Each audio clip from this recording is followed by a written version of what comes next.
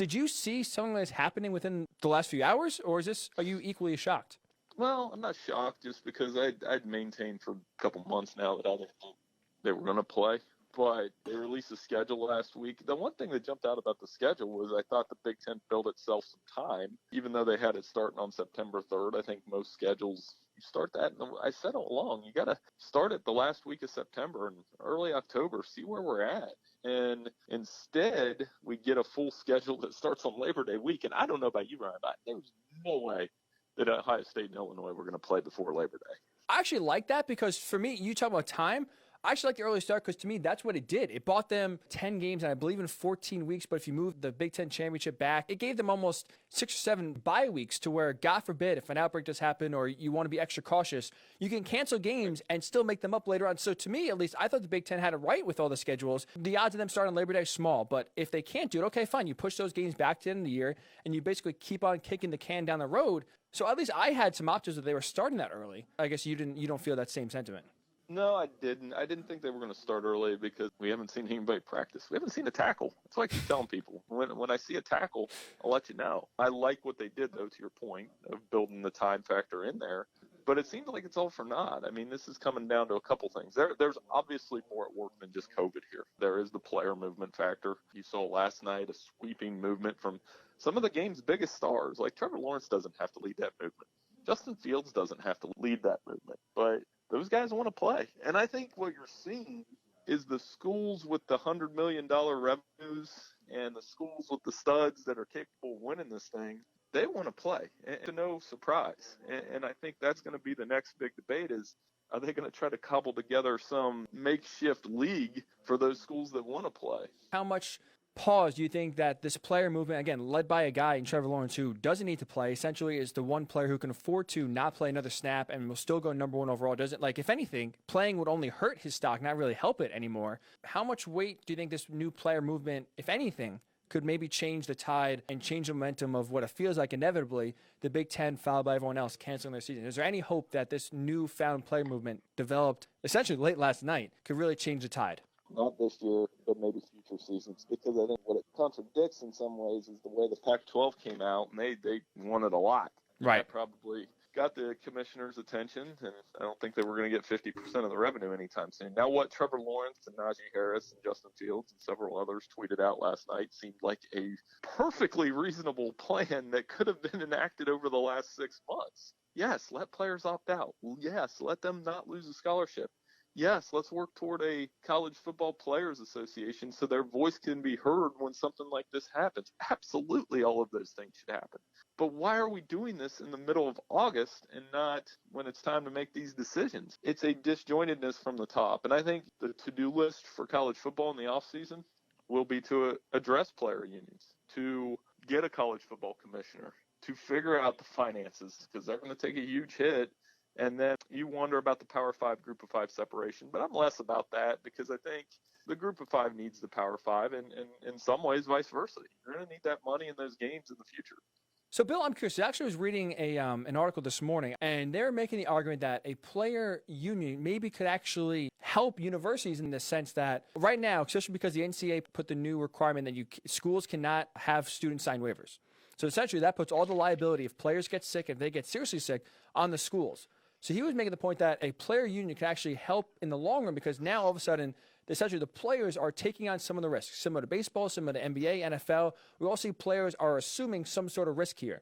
Do you think in the long run, would a union actually not just benefit the players, because I think that's obvious, but benefit these universities as working with a partnership instead of essentially, what they have been with just not a dictatorship, but essentially, free labor? Yeah, this is part of where we're at. I think the likeness discussion was a good step. I thought college football was moving in the right direction on those things with player likeness and potential compensation down the line. I mean, the transfer rules have been relaxed greatly, which all benefit the student athlete. And I mean, people are going to go straight to the NCAA and blame them, but it's not the NCAA. It's the school presidents. It's the conference commissioners. And yes, the NCAA governs all over the top of that, but until there's a college football commissioner to sort all this out, you're going to run into the same problems. I mean, look at the difference. I mean, a couple people were tweeting about this and getting upset, but I mean, the NFL, by all standards so far, has done okay. right? I Yeah. mean, they let players opt out. They're having training camp. They may be able to play. I think the NFL is going to end up pushing through it and play. I would agree. I mean, we'll see if they can finish. I mean, that's a question. We don't even know if they can finish. The NFL has they have a lot more advantages than college football. College football obviously is going to be the hardest of any sport to resume just because you're working with free labor.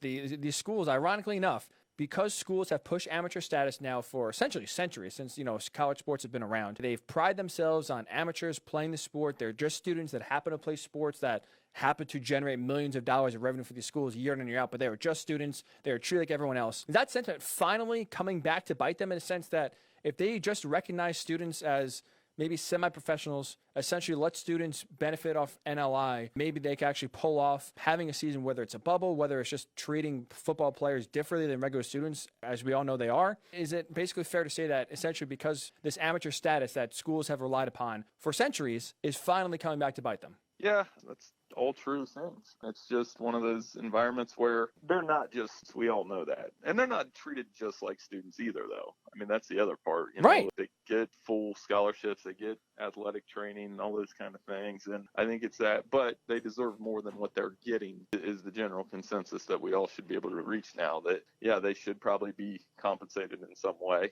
I don't know if 50% of the revenue is ever going to happen just because, remember, football funds a lot of those other athletic programs. So, yeah, it's just devastating that they're probably not going to play college football this year. It's devastating from the standpoint that it could impact colleges for years to come. Could lead to some football programs going under. I don't know if we'll have 130 football programs next year. We'll have to see. The Pac-12, when they put out their list of demands, I thought for the most part, a lot of them made sense. A lot of COVID requirements, opt-out requirements. But the one that took all the headlines, of course, the one that distracted away from basically everything else was that 50% revenue split. Is that what's holding up these university presidents? Because name, image, and likeness, whether university presidents want it happening or not, it's coming down the pike. I believe Florida is the state next year where July 2021 it's a law. And so you got to think every other school is not going to have Florida benefit while they can't. So we got to think at the latest July of next year, this time next year, we will have some sort of rule in place allowing name, image, likeness, and players to benefit from that in all sports.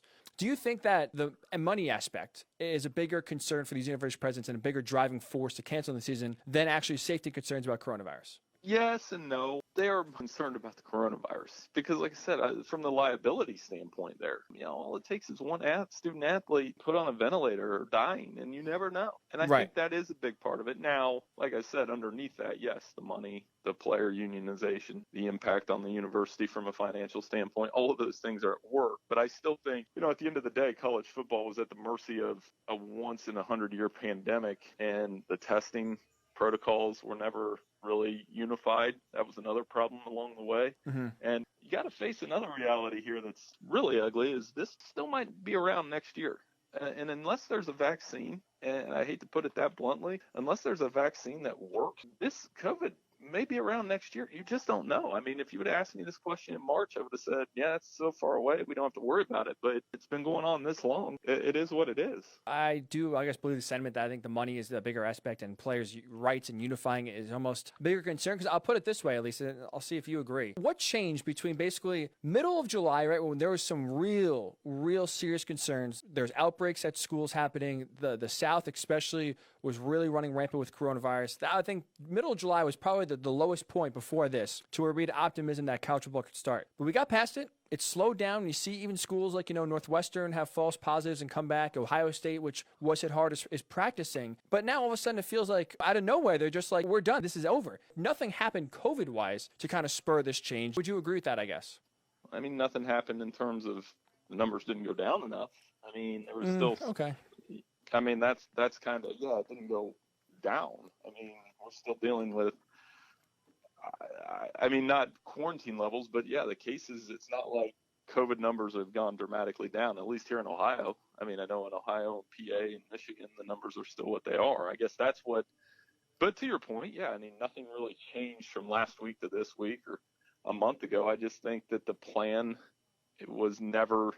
I don't think the plan was ever to try to play college football if they were dragging their feet that much. I mean, I think they kept kicking the can, so to speak. You've seen that article written a few times, and by the time it came to make a decision, I mean, there are some people that think making a decision now is too early, but this is the same we kind of knew middle of August. Some tough decisions were going to be made. So I guess I disagree with that sentiment a little bit because, I Okay. mean, this is kind of where we're at. You got to have a decision one way or the other.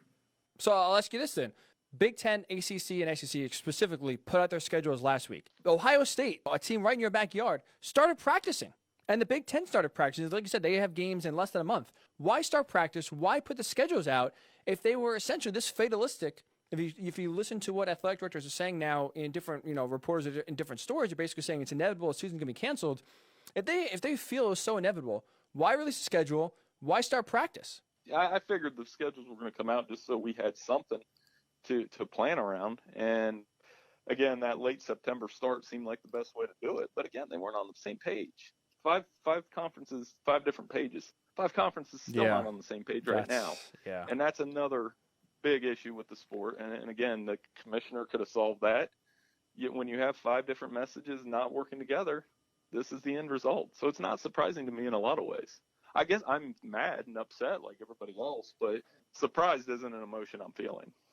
Yeah, that's fair. I guess maybe to me, like I said, I saw those schedule releases. I saw practice starting it as almost like a glimmer of hope that they're going to start, and we'll see what can happen. But I guess maybe that is personally why I feel like it's more surprised and more shocked maybe than others, especially it sounds like yourself, just because they did give you all these sort of different reasons to look optimistically that a season could start, and we'll see what happens, but at least it will start. How much, if any, do you think were the players consulted whether to play or not to play?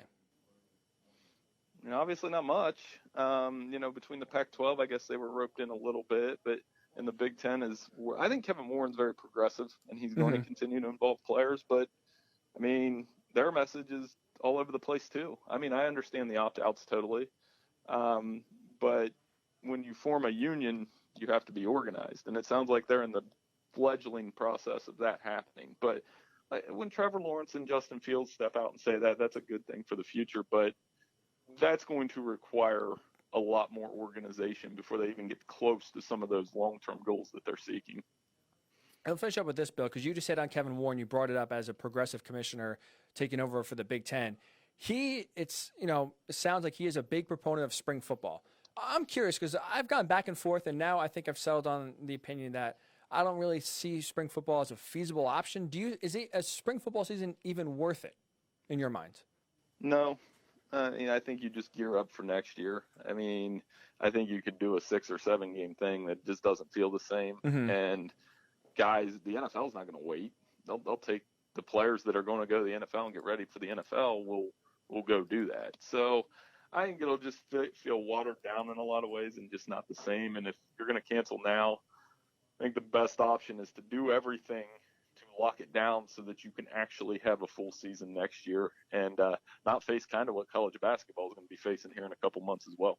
Yeah, I mean, oh man, this college sports, like I said, if anything, this pandemic has highlighted just the inefficiency at best, and to put it really nicely, the inefficiency that it basically runs through the entire organization when you have almost essentially 130 schools working on their own. Like you said, I mean, the 5 major conferences can't even agree on anything. Big Ten's announcing conference-only schedules, then everyone else is shocked. Now we have, the Big Ten trying to cancel their season, and everyone else sounds like they're trying. I guess I'll ask you this, Bill. I apologize. One last question. I meant to ask this, and it just popped in my head. From all these reports, what are we waiting on now? It sounds like the Big Ten is gearing up to cancel the season. I'm just seeing now on Twitter that apparently Dan Patrick, according to his sources, the Big Ten voted 12-2 to postpone the season, with Nebraska and Iowa the only 2 that voted to play. So it sounds like the season for the Big Ten is going to be canceled. What are we waiting on? What's the wait? Well, I mean, you got to make it official. And everybody jumps the gun on reporting anyway. So, I mean, yeah, there's sources leaking all over the place. But until when it's official, it's official. And I would anticipate Big Ten and Pac-12 go first, and then the next 3 will hold out and try to get something going. But the dominoes are going to fall at some point. I don't know if you can legitimize a college football season with 2 leagues playing. And that's where we're at. And it's an unfortunate scenario, but this is what happens when people don't work together. So again, I mean, yeah, hurt and all those kind of things. But if you're asking me if I'm surprised, no, I'm really not. Just because, I mean, when this started with the scheduling process, when they weren't working together there, or the COVID guidelines when they weren't working together there. Why would they work together in terms of trying to save the season? And that's kind of where we're at.